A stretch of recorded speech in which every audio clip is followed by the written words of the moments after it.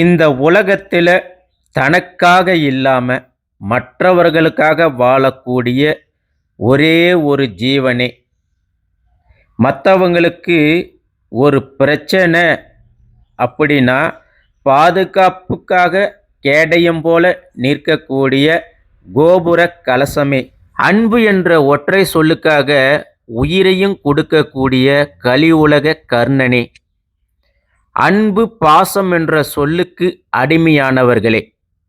யாரை பற்றி இங்கே பேசுகிறோம்? அன்பார்ந்த கன்னிராசி அன்பர்களே, உங்களை பற்றி தான் பேசிட்டு இருக்கிறோம். எல்லாரும் எப்படி இருக்கிறீங்க? சந்தோஷமாக இருக்கிறீங்களா? சரி, கன்னிராசிக்காரர்கள் இன்றைக்கி நம்ம என்ன வீடியோவில் பார்க்க போகிறோம் அப்படின்னு பார்த்தீங்கன்னா, எந்த திசையில் நீங்கள் தலை வச்சு படுத்தீங்கன்னா கோடீஸ்வர யோகம், செல்வம், குடும்ப மகிழ்ச்சி இது எல்லாம் கிடைக்கும் அப்படின்றத இந்த வீடியோவில் நம்ம பார்க்க போகிறோம். அதே போல் எந்த திசையில் நீங்கள் கன்னிராசிக்காரர்கள் படுக்கக்கூடாது, எந்த உறவு உங்களுக்கு நன்மையை செய்யும், எந்த உறவு உங்களுக்கு நன்மை செய்யாது, அதே போல் நீங்கள் எந்த ஆலயங்களுக்கு போயிட்டு வர்றது நல்லது, என்ன பரிகாரங்கள் செய்யணும் அப்படின்றத பற்றி இந்த வீடியோவில் நம்ம முழுமையாக பார்க்க போகிறோம். அது மட்டும் இல்லாமல் இந்த வீடியோவில் பல சுவாரஸ்யமான தகவல்களையும் நம்ம பேச போகிறோம். அதனால் இந்த வீடியோவை மறக்காமல் ஸ்கிப் பண்ணாமல் தொடர்ந்து பாருங்கள். இந்த வீடியோ உங்களுக்கு பிடிச்சிருந்துச்சின்னா உங்கள் ஃப்ரெண்ட்ஸுங்களுக்கும் ஷேர் பண்ணுங்கள். சரி, வாங்க வீடியோக்குள்ளே போகலாம். கன்னி அப்படின்ற ஒரு ராசி எப்படிங்க உருவாச்சு? அதுக்குன்னு ஒரு வரலாறு கதை இருக்கணும் இல்லை? அதுக்கு முன்னாடி ராசிங்க எப்படி உருவாச்சுன்னு பார்க்கலாம். ஒரு காலகட்டத்தில், அதாவது அந்த காலகட்டத்தில் இந்த ராசிகளை வச்சு தான் மனிதர்களுடைய குணாதிசயங்களையும் வாழ்வியில் அவங்க போகக்கூடிய பாதைகளுக்கு வழிகாட்டியாகவும் உருவாக்கப்பட்டது தாங்க இந்த ராசிகள். கன்னிராசி எப்படிங்க உருவாச்சு? அதாவது புராண கதைப்படி மகிஷாசூரன் அப்படின்னு ஒரு கொடி அரக்கன் இருந்தான். அந்த கொடி அரக்கன் பார்த்தீங்கன்னா, எந்த ஒரு ஆணாலையும் என்ன ஜெயிக்கக்கூடாது, அந்த அளவுக்கு எனக்கு சக்தி வேணும் அப்படின்னு சொல்லி சிவபெருமானுக்கிட்ட விரதம் இருந்து தவம் இருந்து அந்த சக்தியை அடையிறான். அதுக்கப்புறம் பார்த்தீங்கன்னா, இந்த அரக்கன் அடிக்கி மக்களை துன்புறுத்துகிறான், தேவர்களை துன்புறுத்துகிறான். ஒரு காலகட்டத்தில் தேவர்கள் அவனுடைய அராஜகத்தை தாங்க முடியாமல் அவங்களுடைய பலத்தை இழந்து நிற்கதியாக சிவபெருமானுக்கிட்டையும் விஷ்ணுக்கிட்டையும் பிரம்மாக்கிட்டையும் வேண்டுறாங்க. இவனுக்கு ஒரு முடிவு இல்லையா அப்படின்னு சொல்லி வேண்டுறாங்க. அப்போ அந்த சமயத்தில் பிரம்மா, விஷ்ணு, சிவன் இவங்க 3 பேருடைய ஒரு சின்ன கண்ணீர் துளியில் ஒரு சக்தி உருவாகுது.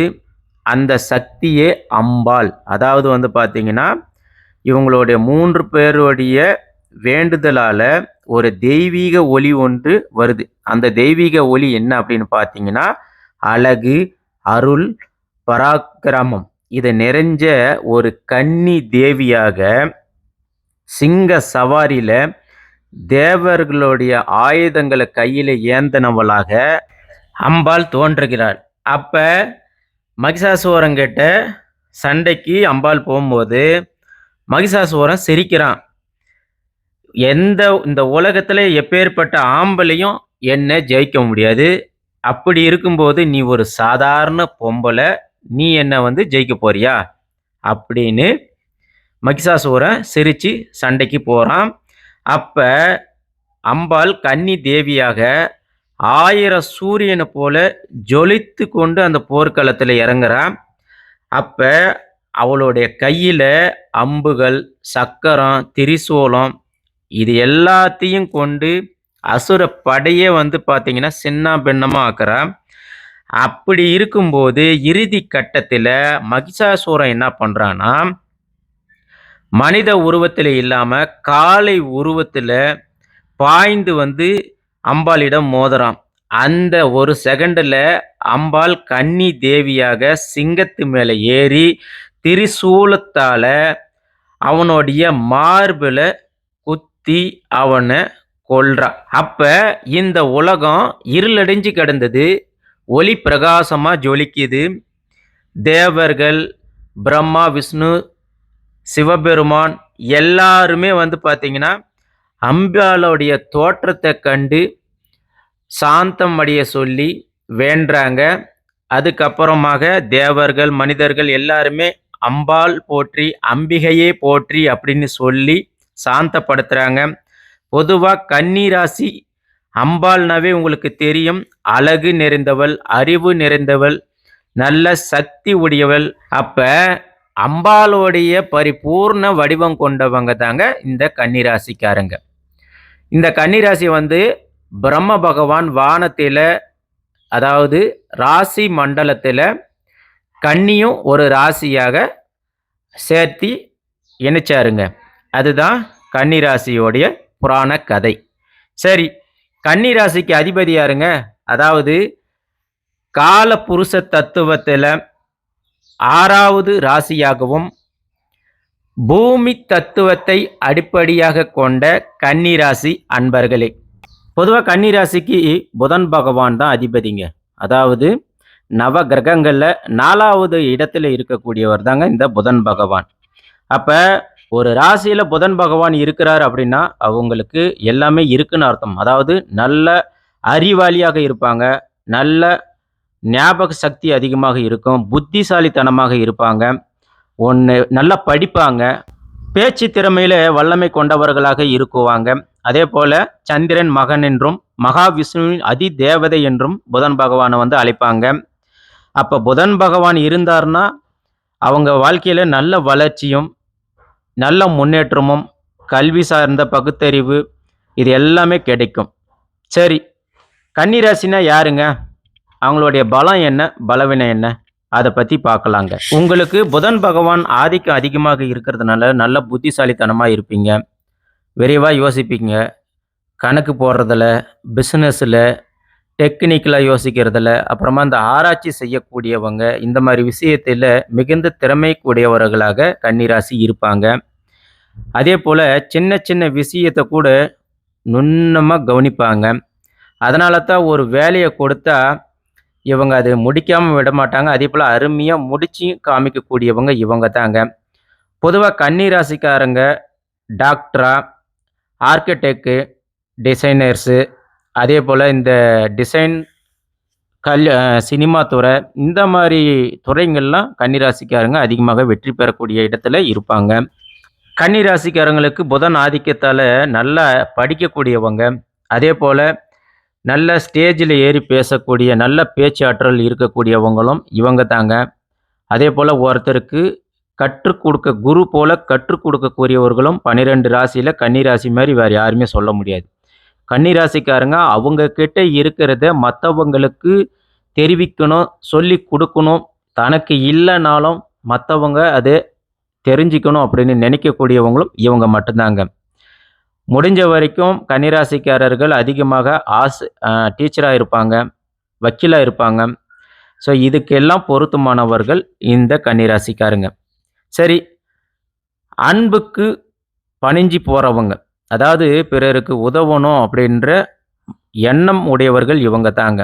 அதே போல் ஒருத்தருக்கு பிரச்சனை, ஒருத்தர் வந்து வண்டியில் போயிட்டு இருக்கும்போது ஆக்சிடெண்ட் ஆகி விழுறாங்க, எல்லாரும் வேடிக்கை பார்த்தாலும் கன்னிராசிக்காரங்க அந்த இடத்துல இருக்கிறாங்கன்னா அது எந்த பிரச்சனையாக இருந்தாலும் சரி முதல்ல அவருக்கு ஃபஸ்ட் ரைட் கொடுக்கணும், அதாவது முதல் உதவி கொடுத்து அவரை காப்பாற்றணும் அப்படின்னு எண்ணக்கூடியவர்களும் நீங்கள் தாங்க.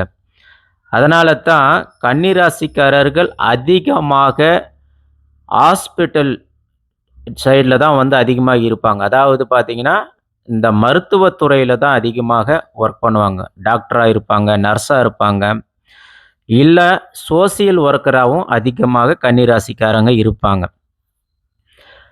இன்னொரு விஷயம் என்னன்னு பார்த்தீங்கன்னா, இந்த கன்னிராசிக்காரங்க எப்பவுமே ஒழுக்கமாக இருக்கணும்னு நினைக்கக்கூடியவங்க, நேர்மையாக இருக்கணும்னு நினைக்கக்கூடியவங்க, தவறான வழியில் எப்பயுமே கன்னிராசிக்காரர்கள் போக மாட்டாங்க, போய் யாரும் பார்த்துருக்கவும் மாட்டாங்க. அப்படி இருந்தால் கமெண்ட் பாக்ஸில் கமெண்ட் பண்ணுங்க. அதே போல் தங்களுக்கு எது சரின்னு படுதோ அதை தான் செய்வாங்க. அதே போல் அவங்களுக்கு சரியில்லாத ஒரு விஷயம் வந்துச்சுன்னா அங்கே இருந்து விலகிடுவாங்க. அவங்க எல்லார்கிட்டயும் உண்மையா இருப்பாங்க. நீங்க யாராக எதிரியாவே இருந்தாலும் சரி, உங்ககிட்ட பாசமா உண்மைய தான் பேசுவாங்க. அந்த அளவுக்கு அன்பு உடையவர்களும் இவங்க தாங்க. இவங்களுடைய பலவீனம் என்னங்க? அதிகமா யோசிப்பாங்க. ஒரு சின்ன விஷயத்த கூட, "இவன் இப்படி சொல்லியிருப்பானோ?" அப்படின்னு ரொம்ப யோசிக்கக்கூடியவங்க. நல்லதோ, கெட்டதோ, ஆனா 1000 தடவ இத அப்படியே தலையில வச்சுக்கின்னு யோசிச்சுட்டே இருப்பாங்க. ஒரு ஒரு இதனால ஒரு நல்ல வாய்ப்பே வந்தாலும், அதை இவங்க சரியா, தவறான்னு யோசிச்சுட்டே தான் இருப்பாங்க. ஒரு முடிவே எடுக்க மாட்டாங்க. அப்படி முடிவு எடுத்தாங்கன்னா, அத தவற விட்டுருவாங்க. இவங்க வாழ்க்கையே வந்து பார்த்தீங்கன்னா, ஒரு ஸ்லோ ப்ராசஸ்ல தான் போகும். அதேபோல இவங்க மத்தவங்க சொல்லுக்கு ஆளாகக்கூடியவர்களாக இருப்பாங்க. இவங்க ஒருத்தன் வந்து ஒரு நல்ல ட்ரெஸ்ஸிங் பண்ணியிருந்தான்னா கூட, "இது என்னடா ட்ரெஸ் இது நல்லாவே இல்ல" அப்படின்னு சொல்லுவான். யார பார்த்தாலும் "இது சரியில்ல, இது நல்லா இல்ல" அப்படின்னு சொல்லி ஒரு குறை சொல்லிட்டே இருப்பாங்க. "இது பண்ணி பாரு நல்லாருக்கும்" அப்படின்னுவாங்க. இவங்க நல்ல மனசோட சொன்னாலும், அது மத்தவங்களுக்கு கசப்பாக தான் ஏத்துக்குவாங்க. நல்லா புரிஞ்சுக்கங்க. கன்னி ராசிக்காரங்க நீங்க உண்மையா தான் சொல்றீங்க. அவன் நல்லா இருக்கணும்னு தான் நீங்க நெனைச்சு சொல்றீங்க. ஆனா, சில சமயம் அது மத்தவர்களுக்கு நீங்க சொல்லக்கூடிய வார்த்தை கசப்பா தான் போகும். குறிப்பா உங்களுடைய ஃப்ரெண்ட்ஸுக்கு, உங்களுடைய உறவுக்காரங்களுக்கு இது கசப்பா தான் போகும். அதனால முடிஞ்ச வரைக்கும் உங்ககிட்ட தேடி வராங்கன்னா, நீங்க நன்மை செய்யுங்க, உதவி செய்யுங்க. ஆனா, உங்கள தேடி வராம நீங்களே வாலண்டரியா போயி சொல்றதுனால தான் நீங்க அசிங்கப்பட்டு போறீங்க. அதேபோல உங்கள பொறுத்தவரைக்கும் எப்ப பார்த்தாலும் ஏதாவது கவலைப்பட்டுனே இருப்பீங்க. சின்ன ஒரு விஷயமாக இருந்தாலும் அத மனசுல வச்சுக்கிட்டே நெனச்சுட்டே இருப்பீங்க. இதனால உங்களுக்கு வந்து பார்த்தீங்கன்னா, உடல் நலம் பாதிப்பு ஏற்படும். குறிப்பா வந்து கன்னிராசிக்காரர்களுக்கு செரிமான பிரச்சனைகள் ஏற்பட வாய்ப்பு அதிகமா இருக்கு. நரம்பு சம்பந்தமான பிரச்சனைகள் ஏற்படும். மன அழுத்தம் அதிகமாகவே ஏற்படும். ஒரு பக்கம் சந்தோஷமாவும் இருக்க மாட்டீங்க. அப்படி இருந்தாலும், "ஒருவேள நான் எதனா தவறு செஞ்சிருப்பனோன்னு" நெனைப்பீங்க. அதேபோல உணர்ச்சி வசப்படக்கூடியவர்கள், அதாவது பாசத்துக்காக ஏங்கக்கூடியவர்கள். உங்க மனசுல பாசம் இருக்கும். உதாரணமா வந்து பார்த்தீங்கன்னா, கணவன் மனைவியாக இருக்கிறீங்கன்னா, "என் மேல அவன் பாசம் வைக்கல" அப்படின்னு நீங்க ஃபீல் பண்ணிட்டு இருப்பீங்க. அப்பா, அம்மா உங்கள விட்டு அருகாமை எனக்கு பாசமே காமிக்க மாட்டேங்கிறாங்க அப்படின்னு நெனைப்பீங்க. அதேபோல சொந்த பந்தம் இருக்கிறாங்கன்னா, அவங்க கிட்ட தேவையில்லாம சின்ன சின்ன சண்டைகள பிடிப்பீங்க. பிடிவாத மனசு. ஒருத்தர் எதனா உன்ன திட்டிப்புட்டாங்கன்னா, அதுவே நீங்க மனசுக்குள்ள வச்சுட்டு இருக்கக்கூடியவங்களும் நீங்க தாங்க. சின்ன சின்ன விஷயத்துக்கு கூட ஏதாவது ஒரு பிரச்சனையில மாட்டிக்கொள்ளக்கூடியவர்களும் நீங்க தான். அதனால தான் கணவன், மனைவி பிரச்சனையா இருந்துச்சுன்னா, கோர்ட் கேஸ் போற வரைக்கும் கூட வாய்ப்புகள் அதிகமாக இருக்கு. அப்பேற்பட்ட கன்னி ராசிக்காரர்களுக்கு எந்த திசையில் தலை வைத்து படுத்தால் கோடீஸ்வர யோகம் உண்டாகும், செல்வங்கள் கிடைக்கும், குடும்ப சந்தோஷம் உண்டாகும் அப்படின்றத பத்தி இப்ப வீடியோவுல பார்க்க போறோங்க. முதல்ல கன்னி ராசிக்காரர்கள் எந்த திசையில தலை வச்சு படுக்கக்கூடாது அப்படின்னு பார்த்தீங்கன்னா, வடக்கு திசையில தலை வச்சு படுக்காதீங்க. இதனால நீங்க செல்வத்தை இழப்பீங்க. பொதுவா வடக்கு திசையில குபேரனுடைய திசைன்றது எல்லாருக்குமே தெரியும். ஆனா, பூமியோட காந்த சக்திப்படி வடக்கு திசையில நீங்க படுக்கும்போது, உங்களுடைய உடம்புல மேக்னெட்டிக் ஃப்ளோ அதாவது நெகட்டிவ் எனர்ஜி உங்களுக்கு உண்டாக்கும். இதனால உடல் ரீதியாவும் பாதிப்பு ஏற்படும். உங்களுக்கு பண சேமிப்பு குறையும்.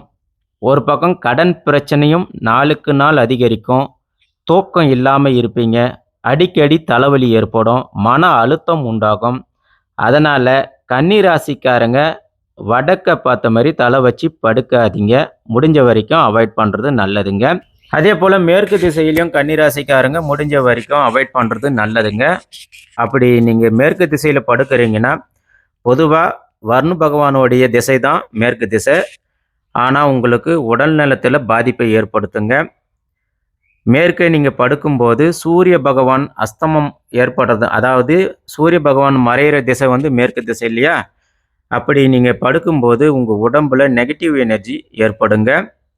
இதனால உடல் ரீதியாவும், மன ரீதியாவும் உங்களுக்கு பாதிப்பு ஏற்படும். பேர், புகழ் இது எல்லாமே பாதிப்பு உண்டாக்குங்க. ஒரு பக்கம் நீங்க என்னதான் சம்பாரிச்சாலும் செல்வங்கள் குறையும். வேலை இல்லாம இருப்பீங்க. வேலை செய்ற இடத்துலயும் சண்டை, பிரச்சனை எல்லாமே வந்துரும். அதேபோல உங்களுக்கு ஏதாவது ஒண்ணு செய்ய நினைக்கிறீங்கன்னா, எதிர்ப்புகள் அதிகமாக இருக்கும். ஆகையால கன்னி ராசிக்காரங்க முடிஞ்ச வரைக்கும் மேற்கு திசையில நீங்க தலை வச்சு படுக்காதீங்க. எந்த திசையில நீங்க தலை வச்சு படுக்கணும் அப்படின்னு பார்த்தீங்கன்னா, தெற்கு திசையில நீங்க தலை வச்சு படுக்கிறது கோடீஸ்வர யோகத்த உண்டாக்குங்க. நீங்க நினைக்கலாம், தெற்கு திசைய பொறுத்தவரைக்கும் யமனுடைய திசையாச்சு. அந்த திசையில வந்து இறந்தவங்கள தானே நாங்க அடக்கம் செய்யும்போது தலை வச்சு அடக்கம் செய்வாங்க. இது நாங்க படுக்கிறது எப்படி நாங்க தெற்கு திசையில படுப்போமா? அப்படின்னு கேட்பீங்க. பொதுவா நம்ப ராசி பலன்கள் படி தெற்கு திசையில நீங்க படுக்கும்போது, பூமி காந்த சக்தி வந்து பார்த்தீங்கன்னா, தெற்கு திசையில சமநிலையா இருக்கும். அதனால கோடீஸ்வர யோகம் மட்டும் இல்லாம, நிலையற்ற செல்வம் உங்களுக்கு கிடைக்குங்க. பணம், பேரு, புகழ் இது எல்லாமே கிடைக்கும். குடும்பத்தில அமைதி நிலவும், சந்தோஷம் உண்டாகும். குழந்தை, குட்டிங்கன்னு சொல்லி சந்தோஷமா இருப்பீங்க. கணவன் மனைவி இடையே அந்யோன்யம் அதிகரிக்கும். நீண்ட ஆயுளோட நல்ல ஆரோக்கியமாக இருப்பீங்க. நல்ல ஒரு எனர்ஜெட்டிக்கா இருப்பீங்க. கன்னி ராசிக்காரங்க கோடீஸ்வர யோகம் பெறணும்னா, தயவு செஞ்சு தெற்கு திசையில நீங்க தலை வச்சு படுக்கிறது நல்லதுங்க. அதேபோல கிழக்கு திசையில வந்து படுக்கலாம். கிழக்கு திசை வந்து பார்த்தீங்கன்னா, சூரியனுடைய திசை.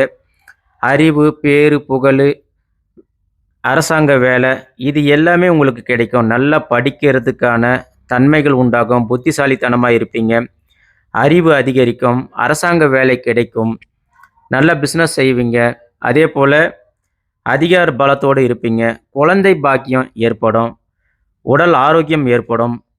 அதனால கன்னி ராசிக்காரர்கள பொறுத்தவரைக்கும், கிழக்கு திசையிலயும், தெற்கு திசையிலயும் நீங்க தலை வச்சு படுத்தீங்கன்னா, பேர், புகழ், பணம், உடல் ஆரோக்கியம் இது எல்லாமே உங்களுக்கு கிடைக்குங்க. கன்னி ராசிக்காரங்க வாஸ்துப்படி இருக்க வேண்டியது எப்படின்னு பாருங்க. படுக்கை அறை வந்து கிழக்கு இல்லைன்னா தெற்குல படுக்கிற மாதிரி பண்ணுங்க. அதேபோல கன்னி ராசிக்காரங்களுடைய வீட்டு வாசல் வந்து கிழக்கு திசையில இருக்கணும். சூரிய ஒளி படுற மாதிரி இருக்கணும்.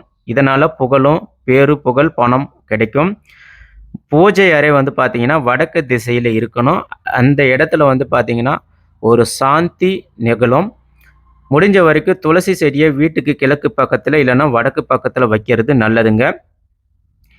அதேபோல வீட்டிற்கு நீங்க வந்து பெயிண்டிங் பண்றீங்கன்னு வச்சுக்கோங்க.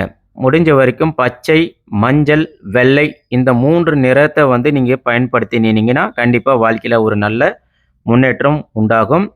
அடுத்ததா வந்து பார்த்தீங்கன்னா, கன்னி ராசிக்காரர்கள் முடிஞ்ச வரைக்கும் புதன் பகவான் ஆலயங்களுக்கு சென்று வர்றது நல்லதுங்க. காஞ்சிபுரத்துல புதன் பகவானுடைய ஆலயம் இருக்கு. அங்க ஒரு முறையாவது சென்று நீங்க வழிபாடு செஞ்சுட்டு வந்தீங்கன்னா, உங்க ராசிக்கு அதிபதி புதன்ன்றதுனால உங்களுக்கு எல்லா வளமும் குடுப்பாருங்க. அதேபோல புதன்கிழமை நாட்கள்ல விஷ்ணு ஆலயங்களுக்கு சென்று விஷ்ணு பகவானை வழிபாடு செய்யறது நல்லதுங்க. கன்னி ராசிக்கு துர்க்கை அம்பாள், அதாவது அம்பாள் தான் வந்து உங்களுடைய ராசிக்கு அதிபதியாக இருக்கிறதுனால, முடிஞ்ச வரைக்கும் நீங்க அம்பாளை வழிபாடு செய்யறதும் உங்களுக்கு சக்தியை அதிகரிக்குங்க. கன்னி ராசிக்காரங்க முடிஞ்ச வரைக்கும் புதன்கிழமை நாட்கள்ல பச்சை பருப்பு, பச்சை நிற ஆடைகள், பச்சையா இருக்கக்கூடிய பழங்கள் இதெல்லாமே நீங்க தானம் செஞ்சுட்டு வந்தீங்கன்னா, கண்டிப்பா உங்களுக்கு நல்லது நடக்குங்க. அதேபோல நவராத்திரி நாட்கள்ல அம்பாளை நீங்க வழிபாடு செய்யும்போது உங்களுக்கு செல்வம் பெருகுங்க. 108 முறை வந்து புதன் பீஜ மந்திரத்தை வந்து ஜபம் செய்யறது நல்லதுங்க. அதேபோல வீட்ல துளசியை வச்சு தினமும் தீபம் ஏற்றி வந்தீங்கன்னா, கண்டிப்பா உங்களுக்கு உடல் ஆரோக்கியமும் சரி, குடும்பத்துல சந்தோஷம் உண்டாகும். அதேபோல பிள்ளைகளுடைய கல்வி, ஆரோக்கியம், வியாபாரம் இது எல்லாமே உங்களுக்கு நல்லபடியாக அமையுங்க. ஆக மொத்தத்துல கன்னி ராசிக்காரர்கள் எந்த திசையில தலை வச்சு படுத்தா கோடீஸ்வர யோகம் உண்டாகும், அதேபோல எந்த திசையில தலை வச்சு படுத்தா தீமைகள் உண்டாகும் அப்படின்றத நாம சொன்னோம். ஆகையால கன்னி ராசிக்காரர்கள் முடிஞ்ச வரைக்கும் தெற்கு திசையிலும் கிழக்கு திசையிலும் தலை வைத்து படுக்கிறது நல்லது அப்படின்னு சொல்லி இந்த பதிவை நாங்கள் முடிச்சுக்கிறோங்க. இந்த வீடியோ பதிவு உங்களுக்கு பிடிச்சிருந்துச்சுன்னா மறக்காமல் உங்கள் ஃப்ரெண்ட்ஸுங்களுக்கு ஷேர் பண்ணுங்கள். நாம் மீண்டும் அடுத்த ஒரு வீடியோவில் சந்திப்போம். நன்றி, வணக்கம்.